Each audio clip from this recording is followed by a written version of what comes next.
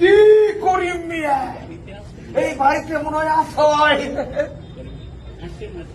আরে মোড়ল সাহেব, আসেন আসেন।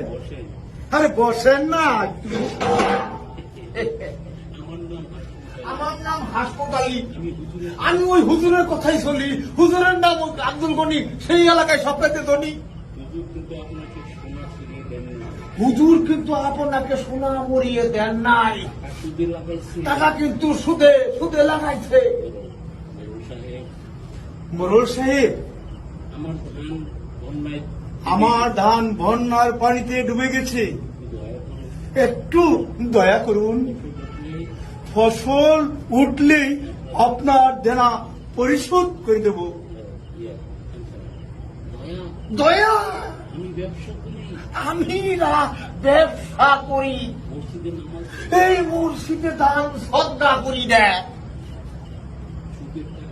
সুদের টাকা না দিলে এ তোর জমি অটোমেটিক আমার হয়ে যাবে।